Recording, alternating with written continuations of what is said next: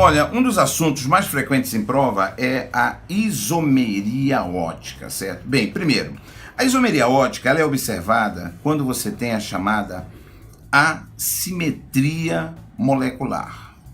As moléculas que têm assimetria, elas conseguem promover desvio na luz polarizada. Você pode dizer que na isomeria ótica, os isômeros têm um comportamento diferente diante da luz polarizada. Bem, qual é o principal caso de assimetria molecular? Cara, o principal caso de assimetria molecular são as moléculas que têm o chamado carbono assimétrico ou carbono quiral, que seria aquele carbono que tem 4 ligantes diferentes. Por exemplo, se eu colocar aqui hidrogênio, cloro, colocar aqui o bromo, certo? E colocar aqui o flúor. Então você tem um carbono com 4 ligantes diferentes, você diz que ele é um carbono assimétrico ou quiral, porque ele provoca uma quiralidade, uma assimetria.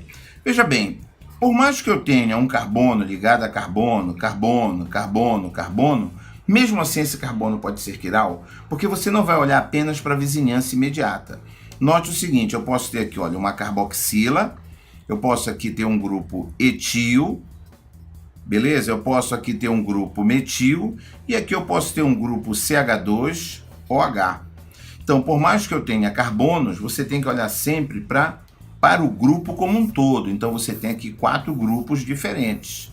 Portanto, eu tenho aqui um carbono quiral ou assimétrico.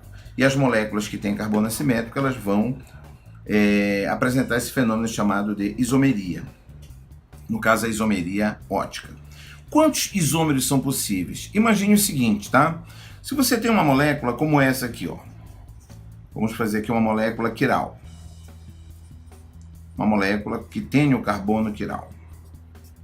Você percebeu que esse carbono aqui é quiral? Você tem 4 ligantes diferentes, você tem aqui uma assimetria. Então essa molécula, ela é assimétrica. Ela promove desvio na luz polarizada, ela é oticamente ativa. Sabe quando você vai a uma sapataria que você compra um par de sapatos, não é isso? Você vai comprar um único par? Você não pede 2 sapatos que sirvam para o pé direito. Você tem que usar um sapato para o pé direito e um para o pé esquerdo. Você já percebeu que o sapato que você usa no pé direito, ele, embora seja a imagem especular do sapato que você usa no pé esquerdo, eles não são iguais. Então isso acontece quando há assimetria no objeto. É a mesma situação que nós temos aqui, ó. Como essa molécula ela é assimétrica, o que é que vai acontecer? Existe uma outra molécula muito parecida com ela, como se fosse, tá? Fazendo uma analogia. Um sapato que eu uso no pé direito e um sapato que eu uso no pé esquerdo. Existe uma outra molécula muito parecida com essa, que corresponderá exatamente à imagem especular. Essa molécula também será simétrica e também irá desviar a luz polarizada. Note que uma é a imagem especular da outra. Então, moléculas que têm carbono assimétrico apresentam esse fenômeno chamado de isomeria. Qual é a diferença que elas apresentam? Elas têm fórmulas espaciais diferentes, elas desviam a luz polarizada em sentidos contrários. Vamos admitir que essa substância desviou a luz polarizada para a direita, então você vai chamá-la de destrógena.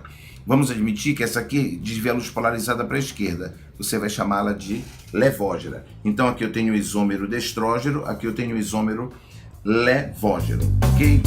Bem, a isomeria ótica vai ser observada principalmente nesse caso das moléculas que têm carbono quiral. No próximo vídeo, a gente vai falar um pouquinho mais sobre a isomeria ótica. Um abraço.